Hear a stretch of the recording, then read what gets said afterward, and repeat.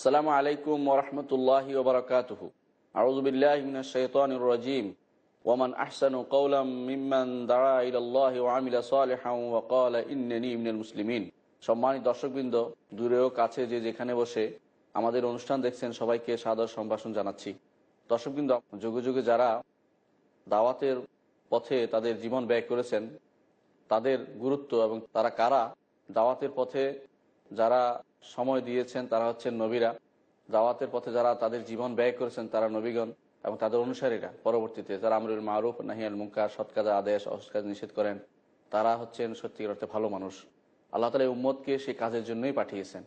অর্থাৎ উম্মতের প্রত্যেকটি ব্যক্তি দাওয়াত দিতে হয়, প্রত্যেকটি ব্যক্তির কর্তব্য হচ্ছে দাওয়াত দেয়া। তার মধ্যে তারাই ভালো মানুষ যারা এই দাওয়াতের কাজ সত্যিকারভাবে আঞ্জাম দিবে।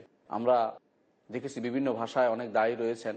বাংলা ভাষায় যে যারা আল্লাহর পথে দাওয়াত দিচ্ছেন তাদের মধ্যে বিখ্যাত একজন ব্যক্তি যাকে আমরা স্টুডিওতে আমন্ত্রণ জানিয়েছি, তিনি হচ্ছেন প্রফেসর ডক্টর খন্দকার আব্দুল্লাহ জাহাঙ্গীর। তার কাছ থেকে আমরা শুনবো।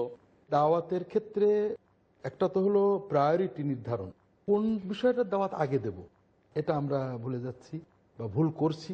এজন্য আমাদের ওয়াজ মাহফিলের অগণিত দাওয়াত হচ্ছে, কিন্তু ঈমান, তাওহীদ, শিরক, বান্দার হক, এই বিষয়গুলো দাওয়াতে আসছে না। মানুষের সেবা এটা, অথচ রাসূলুল্লাহ সাল্লাল্লাহু আলাইহি ওয়াসাল্লামের নববী দাওয়াতের, নবীওয়ালা দাওয়াতের মূল ছিল কিন্তু এইগুলো। দ্বিতীয় যেটা বলছিলাম সেটা হলো ভাষা, দাওয়াতের পদ্ধতি। আমরা যত কাজ করছি, রাজনীতি বলেন, মাদ্রাসা বলেন, ওয়াজ মাহফিল বলেন, কাফেলাত দাওয়াত বলেন, সবাই আমরা দাওয়াত করছি। অর্থাৎ নিজের জীবনে দিন প্রতিষ্ঠার পর অন্যদেরকে জীবনে দিন প্রতিষ্ঠা করতে আহ্বান করছি। এই আহ্বানকারীর সিফাত কি হবে? যাকে ডাকছি তাকে ভালোবাসা। মক্কায় দাওয়াত দিতে দিচ্ছে না, তার চাচা মারা গিয়েছেন, অত্যাচার, দৈহিক অত্যাচার। তায়েফে গেলেন, সারা দেহ রক্তাক্ত করে ছেড়ে দিল। তায়েফে অত্যাচার, মক্কায় অত্যাচার। ফিরে আসছেন মক্কার পথে, কোনো সহায় নেই। জিবরাইল আলাইহিস সালাম পাহাড়ের ফেরেশতা নিয়ে চলে আসছেন, ইয়া রাসূলুল্লাহ, আপনার অনুমতি দিলে পাহাড় উল্টে এই জনপদ ধ্বংস করে দেওয়া হবে। চিন্তা করেন, আমার যদি এরকম হতো, তাহলে এক্ষুনি দাও, বুঝুক বদমাইশা আমাকে গায়ে হাত দেওয়ার। অথচ রাসূলুল্লাহ সাল্লাল্লাহু আলাইহি ওয়াসাল্লাম কি বলছেন যে না,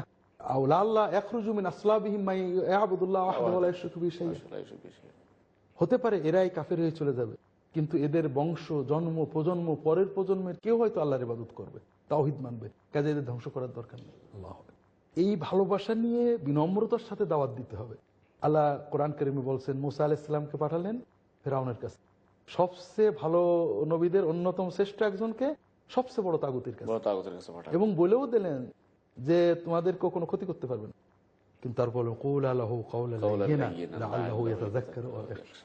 তাদেরকে নরম করে বলো, তোমার ভাষার বিনম্রতায় হয়তো ভালো হয়ে যেতেও পারে।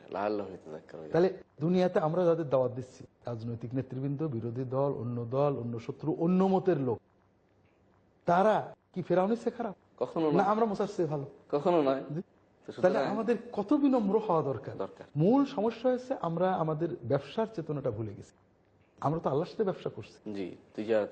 হ্যাঁ জি, আমরা আল্লাহর সাথে ব্যবসা করছি। যদি আমরা এই ব্যবসায় ওই ব্যক্তিটাকে হেদায়েত করতে পারি, ব্যবসার যে সিস্টেমটা আল্লাহর সাথে, বিশেষ করে জিহাদের, যে আমরা দাওয়াতের কাজে পেয়েছি, এটা তো আল্লাহর সাথে জিহাদ, আল্লাহর সাথে ব্যবসা। আল্লাহর সাথে ব্যবসা মানে এই লোকটাকে আমি কোন রকমে আল্লাহর পথে আনলে আজীবন আমি এর কমিশনটা পাবো, কিয়ামত পর্যন্ত আল্লাহর কাছে সওয়াব পাবো।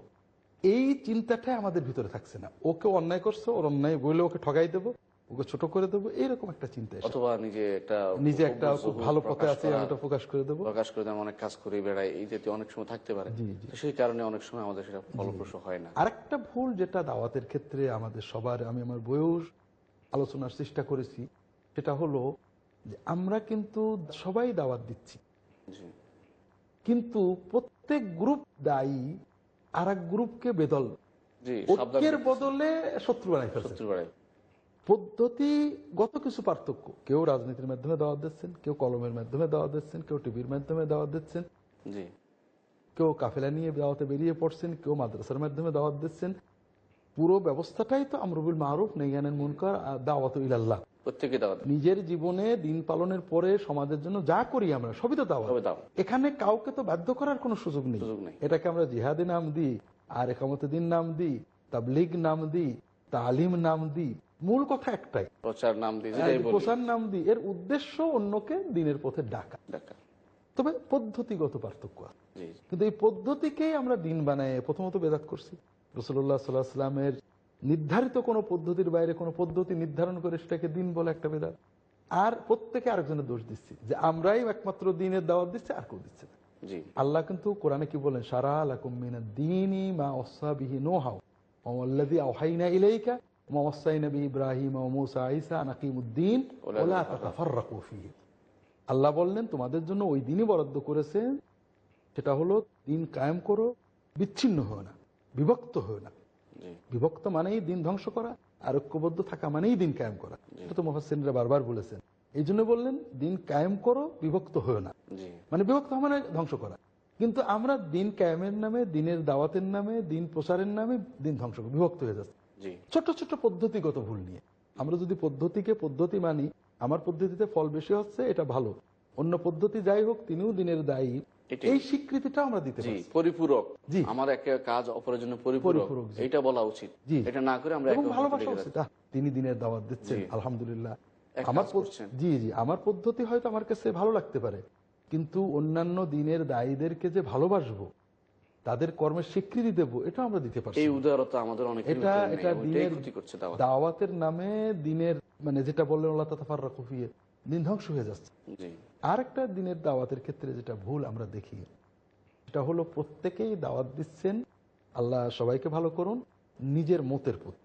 জি আল্লাহ এবং তার রাসূল সাল্লাল্লাহু আলাইহি ওয়াসাল্লামের প্রতি দাওয়াতটা কম হয়ে যাচ্ছে। জি জি অর্থাৎ আমরা যদি কাউকে বলি যে আপনি ভাই সালাতটা কায়েম করেন, হালাল খান, ফরজ ওয়াজিবের চেষ্টা করেন, এরপরে যে দল করেন করেন, আপনি ভালো থাকেন, আপনি জান্নাতে যাবেন, এটা বলে তার জন্য দিনটাকে সহজ করছি না। আমরা বলছি সালাত আদায় করো, সিয়াম করো, যতই কিছু করো না করো, ঠিক এই আমি যে মানদণ্ডটা দিলাম এর ভিতরে না ঢোকা পর্যন্ত জান্নাতের দরজা তোমার জন্য খুলবে না। চলবে না। তাহলে আমরা একদিকে আল্লাহ রসুল বলেন সহজ করো, আমরা কঠিন করলাম, আর একদিকে রাসূলুল্লাহ সাল্লাল্লাহু আলাইহি ওয়াসাল্লামের সুন্নতে যেটাকে সবচেয়ে গুরুত্ব দেওয়া হয়েছে, এগুলো না দিয়ে আমরা হয়তো ব্যক্তিগত ইজতিহাদ বা কোনো একটা দলগত মতটাকে একটা কোনো একটা বইকে এটা জি, সীমাবদ্ধ জি, করে জি। দিলাম, বিশ্বাস জি, অনুযায়ী তাকে জি, এইটাই এর বাইরে থাকতে যাওয়া হবে, যাবে না, এমন একটা পর্যায়ে চলে গেল। অর্থাৎ তাকে সার্বজনীন যে নিয়ম হ্যাঁ, দাওয়াতি, এটা মূল কথা ছিল ভাই তুমি সালাত আদায় করো, ইমানটা সহি করো, হালাল খাও, মানুষের হক আদায় করো, আল্লাহ ভরসা। আল্লাহ আল্লাহ দেখবে তোমাকে, আল্লাহ দেখবে। এটাই বড় জিনিস। জি, এটা জি। বলে দাওয়াতটা দেওয়ার এটা কাছে। এটা হয়ে সুল যে দাওয়াতের, সেটাই ভুল হচ্ছে।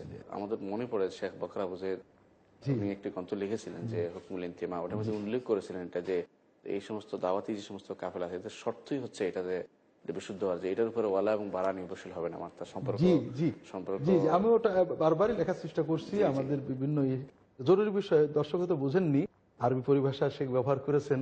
বিষয়টা হলো যে আল্লাহ তাআলা দলাদলি করতে আমাদেরকে নিষেধ করেছেন, দল করা হারাম। ইয়াতাসিমু বিহাবলিল্লাহি জামিআন ওয়া লা তাফাররাকু, তোমরা একত্রিতভাবে আল্লাহর রজ্জু ধারণ করো, দলে দলে বিভক্ত হয় না। এখানে জামাত অর্থ ঐক্য, দল নয়। দল না। ফিরকা অর্থ দল। জি তা আমরা যখন কর্মের প্রয়োজনে কোনো দলে যোগ দেব, শর্ত হলো এই দলটা আমাদের দিনের মানদণ্ড হবে না, এই দলটা হবে আমাদের শিক্ষা প্রতিষ্ঠানের মতো। আমি লেখাপড়া শিখবো, এই প্রতিষ্ঠানটা আমার কাছে অথবা ভালো লাগছে, কিন্তু সব প্রতিষ্ঠানই লেখাপড়া, সব জায়গাতে পাশ করলেই একই সার্টিফিকেট পাবে, এই ধরনের চেতনা দিয়ে আমরা কোনো একটা গ্রুপে যেতে পারি।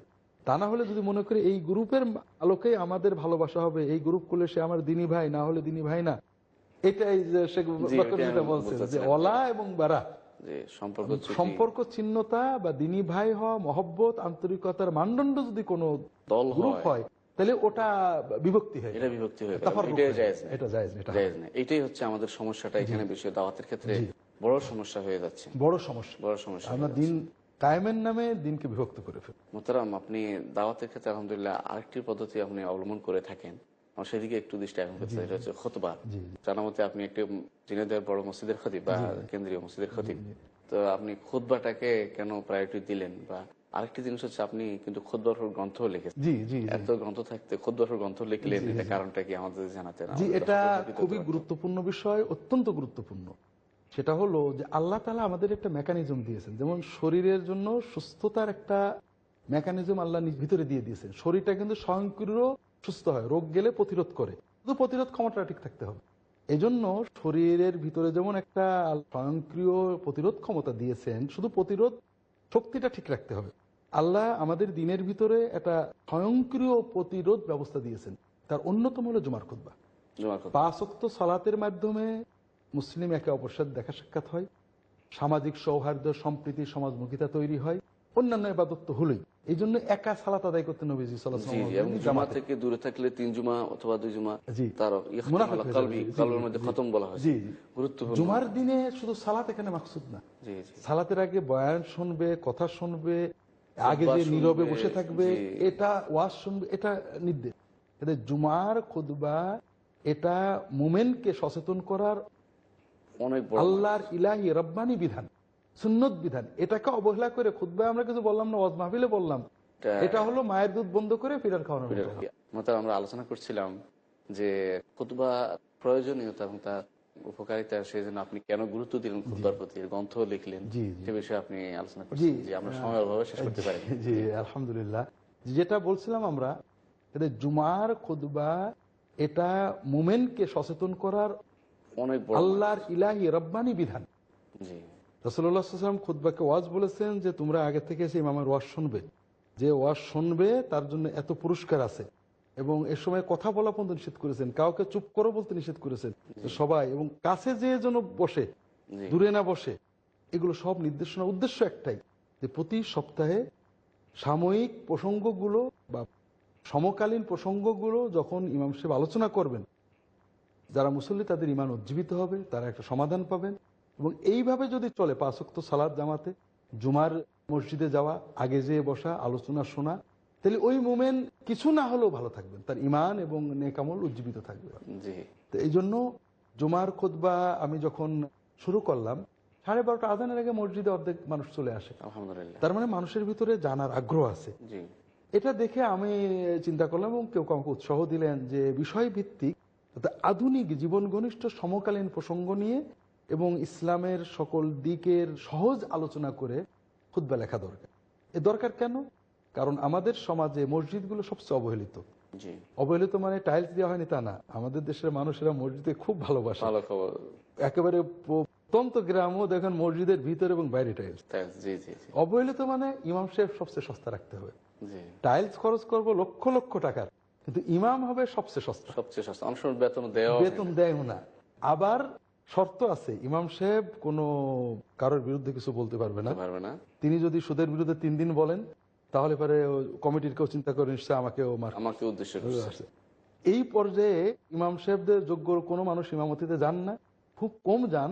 আর অধিকাংশ ইমামি সীমিত যোগ্যতা, তাদের জন্য বিষয় খুঁজে ভালো আলোচনা করা কষ্টকর, যদিও তার দায়িত্ব অনেক বেশি এবং অনেকে আন্তরিকও আছেন, কিন্তু একদিকে যোগ্যতার অভাব, একদিকে টাকা পয়সা নিয়ে বই কিনতে পারেন না, আবার কমিটির চাপ তো আছেই। আমাদের দেশে ইমামতির চাকরির চেয়ে খারাপ চাকরি আর নেই, সব চাকরি সার্ভিস রুল আছে, চলে গেলে কেস করা যায়, একমাত্র ইমামতির চাকরি কোনো সার্ভিস রুল নেই। এই পরিস্থিতিতে ইমামদেরকে কিছু সহায়তা করার জন্য আমি খুতবাতুল ইসলাম নামে একটা বই করলাম। এটাতে মোটামুটি আমাদের দিনের মৌলিক বিষয় সহ সমকালীন প্রসঙ্গ, ভালোবাসা দিবস, স্বাধীনতা, মাতৃভাষা, এইডস, বৃষ্টি, আন্তর্জাতিক যতগুলো দিবস আছে, জাতীয় এইসব দিবস প্রসঙ্গ এবং আমাদের দিনের যত বিষয় আছে, এগুলোকে ছোট ছোট খুতবায় ভেঙে আনার চেষ্টা করলাম, যেন যারা বড় আলেম তারা হয়তো এখান থেকে কিছু তথ্য নেবেন, আরো যোগ করবেন, তাদের তো যোগ্যতা আছে, বইপত্র দেখবেন, রেফারেন্স আছে, তারা ফিরে যাবেন। আর যারা সাধারণ আলেম, বাংলাদেশের প্রায় 3 লক্ষ মসজিদের বোধহয় 2,90,000 মসজিদের ইমামই অতি সাধারণ, সুযোগ পাচ্ছেন না অধ্যয়নের, তারা এখান থেকে কিছু নিয়ে মুখস্থ করে যখন বলবেন, তখন মানুষ উপকৃত হবে। এবং বাস্তবে এটা ঘটছে আলহামদুলিল্লাহ, যে সকল ইমামের হাতে এগুলো পৌঁছেছে, তারা এগুলো পড়ে নিয়ে কেউ নিজের ভাষায়, কেউ বই থেকেই পড়ছেন, সাধারণ মানুষ অনেক তথ্য জানতে পারছে। এর আরো বই দরকার, খুতবা তো প্রতিনিয়ত চলমান, নতুন নতুন বিষয়ে লেখা দরকার। তবে আমার সাধ্যের ভিতরে ওটাই করছে। আমার খুব ইচ্ছা ছিল ইসলামের ইতিহাসের উপর একটা খুতবা করা, কিন্তু এটা পারিনি আর কি এখন। আল্লাহ বরকত দিকে আমরা দোয়া করি আপনি আরো খুতবা লেখেন। মোহতারাম, এরা আরব দেশে যে খুতবা গুলো, বিশেষ করে শেখ মোহাম্মদ সালেহ উসাইমিনের কিছু খুতবা আছে, সেগুলি কেউ যদি বাংলা অনুবাদ করতে আমার আর একটু ভালো হতো, খুবই ভালো হতো। এগুলো বিষয় ভিত্তিক এবং গভীর জ্ঞান, তথ্য নির্ভর। এগুলো যদি বাঙালি গ্রাম খতিবদের কাছে যায়, এমনি সাধারণ পাঠকদের জন্য এর ভিতরে কল্যাণ আছে। আমার এই ছোট বইটাই একজন মহিলা ফোন করেছেন, আপনার খুতবাতুল ইসলাম পড়ছি। তো বললাম, আপনি ক্ষতি ভাবেন নাকি যে আপনি খুতবাতুল ইসলাম পড়ছেন? বলেন না, এতে সব ব্যাপারের মাসলা আছে, ছোট ছোট সব পাওয়া যাচ্ছে। আলহামদুলিল্লাহ। আচ্ছা, আমাদের যদি এরকম হয়, ছোট বইয়ের ক্ষেত্রে ছোট, ওনাদের বইয়ের এক একটা বিষয়ে কত তথ্য, সুন্দর গবেষণামূলক তথ্য, এগুলো আলেমদের জানা দরকার, সাধারণ মানুষদের জানা দরকার। এগুলো অনুবাদ করলে খুবই উপকার হবে মানুষের জন্য। আরেকটা জিনিস আপনি বোধহয় খেয়াল করেছেন, ইতিমধ্যে মক্কা ও মদিনায় যে খুতবাগুলো দেওয়া হয়, ওয়েবসাইটে কিন্তু সেগুলির কিছু কিছু অনুবাদ দেওয়া হচ্ছে বিভিন্নভাবে, এগুলির বেশ উপকারিতা লক্ষ্য করা যাচ্ছে। অনেকেই এটার জন্য আবার স্পন্সর হচ্ছে, আলহামদুলিল্লাহ, খুব ভালো। তো আমার মনে হয় খুতবার একটা বিরাট প্রভাব রয়েছে। এটা তো আল্লাহর দেওয়া নিয়ম, আল্লাহ এটাকে ফরজ করেছেন, খুতবা শুনতে চলে যাও তাড়াতাড়ি। তো এই জন্য আল্লাহ যেটা আমাদের জন্য ব্যবস্থা দিয়েছেন, এর কোনো বিকল্প খুঁজতে যাওয়াই মানে ভুল। অনেকে বলেন যে ওই খুতবার আলোচনা বা খুতবায় এর ভিতরে মাতৃভাষা এটা দরকার নেই, খুতবাটা আরবি একটু পড়ে ছেড়ে দাও, ওয়াজ মাহফিল তো কতই আছে, ওয়াজের তো কত জায়গায় আছে। কত ভুল কথা। যে লোকগুলো মসজিদে জমায় আছে সবাই ওয়াজে যেতে পারে না, আর এটা নিয়মিত। আর ওয়াজ মাহফিল অনিয়মিত, পড়তে বাধ্য, সে যাবে তার। এবং আমাকে আমাদের এক জেলা প্রশাসক বলতেন যে এই দুর্নীতির বিরুদ্ধে যাই বলুক স্যার, কোনো তাসির হয় না, কিন্তু অজু করে মসজিদে যেয়ে যখন আপনাদের মুখে একটা কথা শুনি, ওটা বেশ তাসির। জি জি, কারণ মানুষ সচেতন হয়ে গেছে। জি জি জি, আলহামদুলিল্লাহ। তাছাড়া শুক্রবার এই দিনটা আল্লাহর কাছে ঈদের দিন, যেহেতু আমাদের মুসলিমদের, আর এটার আলহামদুলিল্লাহ আমাদের দেশে বন্ধ আছে, তো মানুষ হাজিরও হয় সেখানে। সাধারণত সরকারি অফিসাররাও, সাধারণ মানুষ, সব ধরনের মানুষ আসে। এটা অনেকটা তাসির পড়ে, এটার অনেক প্রভাব। কিন্তু আপনি কি দেখেছেন স্যার, এখানে অন্য রকমের কিছু খুতবা আছে যেগুলি নেগেটিভ, অনেকগুলো রকম খুতবার গ্রন্থ আছে। আমি দেখেছি এগুলো। বিষয়টা হলো, এটা তো উম্মতের একই অবস্থা, সব বিষয়ে মিথ্যা নির্ভর, গল্প নির্ভর, হিকায়াত, কাহিনী, কাসাসুল্লাহ আউলিয়া, বই যেমন এরকম আছে, খুতবাও এরকম আছে। একটা খুতবা পুরো পড়লে জীবন পাওয়া যায় না। অর্থাৎ আমাকে কি করতে হবে, কি করে আমি সৎ হবো, কি করে আমি তাকওয়া অর্জন করব, কি করে হারাম থেকে বাঁচবো, কিভাবে আমি আল্লাহর সাথে বেলায়েত সম্পর্ক তৈরি করব, এগুলো কোথাও পাবেন না। অতীত যুগের কাহিনী, গল্প, মিথ্যা সত্য, এগুলো পাওয়া যায়। এখন বিষয় হলো, তো দুনিয়ার নিয়মিত এটা ভেজাল আছে, ফরমালিন মিশানো মাছ আছে, ভালো মাছ আছে। এখন যদি মানে জনগণ সচেতন না হয়, তো ফরমালিন খেয়ে মরতে হবে। জি জি, ওইটাই আমরা দর্শকদের জন্য আমাদের অনুরোধ, যে যেন খুতবার ব্যাপারটা গুরুত্বের সাথে দেখে। এই সমস্ত 12 চাঁদের খুতবা বা এই জাতীয় অনেক খুতবা আছে যেগুলো কোনো তথ্যসূত্র নেই, মিথ্যা জাল কাহিনী দিয়ে ভরা, অর্থাৎ যেটা মানুষের জীবন গঠন করে না, কিছু সময় সম্মোহিত করে রেখে ঘুম পাড়ায় দেয়, এবং এই জন্য অনেকে ঘুমায়। তার আরেকটি জিনিস আমরা আলোচনা করছিলাম, খুতবার যে আরবিতে হতে হবে, বাধ্যবাধকতা আছে কিনা, এই বিষয়টা আমি আমার বইয়ের শুরুতে একটা বড় প্রবন্ধ আকারে এনেছি। এটা আমি বিস্তারিত আলোচনার মাধ্যমে যেটা আমার কাছে ফুটে উঠেছে, আমি ওটা লিখেছি। সেটা হলো, খুতবার মূল ইবাদত হলো ওয়াজ, অর্থাৎ মুক্তাদিদেরকে একটা বিষয় বুঝানো। ভাষাটা হলো উপকরণ। এটা নিয়েই আলেমদের ভিতরে কিছু মতভেদ। আমাদের ভারতীয় উপমহাদেশের হানাফি ওলামায়ে কেরাম আরবিটাকে জরুরি বলেছেন, আরবি ছাড়া অন্য ভাষা ব্যবহারকে মাকরু বলেছেন। আবার আবু হানিফার মতো নিজে এবং তার ছাত্ররা এবং অন্যান্য তুরস্কের হানাফিরা, মিশরের হানাফি ওলামায়ে কেরাম, তারা মাতৃভাষার ব্যবহারকে বৈধ বলছেন, বেশি দিয়েছেন। আমরা সামগ্রিকভাবে এটা মূল বিষয় হলো, ইবাদতটা কি? ইবাদতটা কি শব্দ উচ্চারণ করা না বিষয়? এখানে যদি শব্দ যদি ইবাদত হতো, তাহলে সাহাবায়ে কেরাম রাসূলুল্লাহ সাল্লাল্লাহু আলাইহি ওয়াসাল্লামের সুন্নাত শব্দের বাইরে খুতবা দিতেন না। এই জন্য আমরা খুব ভালোভাবে দেখছি, সাহাবায়ে কেরাম সালাতের দোয়া, আজকার, জিকির, সব সালাতের বাইরের দোয়া, আজকার, জিকিরের শব্দের পরিবর্তন করেননি, হুবহু ওগুলো এনেছেন, কিন্তু খুতবাগুলো কিন্তু হুবহু আনেননি। তারা নিজের ভাষায় খুতবা দিতেন। অর্থাৎ এখানে ভাষা, শব্দ, বাক্য ইবাদত না। এবাদত হলে মানুষকে বোঝাতে হবে। যখন আরবি ভাষার পরিবর্তন হয়েছে, আরবি ভাষার ভিতরে অন্যান্য ভাষা ঢুকেছে, তুর্কি, সেগুলো তারা ব্যবহার করেছে। এই জন্য এখানে মূল ইবাদত আর উপকরণের পার্থক্য বুঝতে হবে। যেমন আমরা হজে যাব, হজের জন্য রাসূল উঠে গিয়েছেন, এটা যেমন সত্য, হজে যে আরাফায় থেকেছেন এটা সত্য, তাবু বানিয়েছেন এটা সত্য, বা অনেকগুলো কাজই তিনি করেছেন। এর ভিতরে কিছু আছে ইবাদত, কিছু আছে ইবাদতের উপকরণ। আমরা যদি উটটাকে ইবাদত ধরি, তাহলে উটের পিঠে চড়ে আমাদের যেতে হবে, না গেলে সেটা বেদাত হবে। কঠিন অবস্থা হয়ে জি। যাবে তখন। আর যদি উটটাকে উপকরণ ধরি, আরাফাতে পৌঁছানোটাকে ইবাদত ধরি, তাহলে যেটাতেই যাই যেটাতে আমাদের যাই কোনো আমাদের দিনের কোনো কাজটা- ক্ষতি জি হবে না। জি জি ঠিক সেই হিসেবে আমি আমার যতটুকু সাধ্যে কুলিয়েছে আমি গবেষণা করে দেখেছি যে সুন্নাতের আলোকে, সাহাবীদের কর্মের আলোকে, তাবেঈনদের কর্মের আলোকে, ফুকাহাদের বক্তব্যের আলোকে খুতবার ইবাদত হলো নসিহত। নসিহত, জি এটা যে ভাষায় যেভাবে পৌঁছানো যাবে, উপকরণ আরবিতে করতে পারলে আলহামদুলিল্লাহ। যদি জি, যদি মানুষ বুঝে, দর্শকদের ভিতরে বা শ্রোতা মুসল্লিদের ভিতরে বেশিরভাগ অন্তত যদি বুঝে, 5% 10%ও আরবি বোঝে, আমরা আরবিতে করব। জি কিন্তু এমন যদি হয় কেউ আরবি বোঝে না, আমি শুধু শুধু বকবক করছি, এটার চেয়ে তো যদি এখানে উদ্দেশ্যে ইবাদতে কোরআন তেলাওয়াত করলে তো ভালো কোরআন হতো। তেলাওয়াত অত করলে ভালো বোঝার ছিল। দরকার কি জি ছিল? জি জি আর কোরআন তেলাওয়াত শুনলে কিছু সওয়াব হতো। তো এই জন্য এখানে উদ্দেশ্য ওয়াজ, এবং এই জন্য খুতবাকে হাদিস শরীফে ওয়াজ বলা হয়েছে। জি জি জি। প্রিয় দর্শকবৃন্দ, আমাদের সময় শেষ হয়ে এসেছে। আমরা মোহতারামের গুরুত্বপূর্ণ একটি উদাহরণ শুনছিলাম। ইনশাআল্লাহ পরবর্তী যে কোনো পর্বে আমরা ইনশাআল্লাহ তার কাছ থেকে অন্যান্য আলোচনা সহ এটা শুনবো ইনশাআল্লাহ। ততক্ষণ আপনারা ভালো থাকুন, আমাদের জন্য দোয়া করবেন। আসসালামু আলাইকুম রহমতুল্লাহি ওবারাকাতুহ। الله أكبر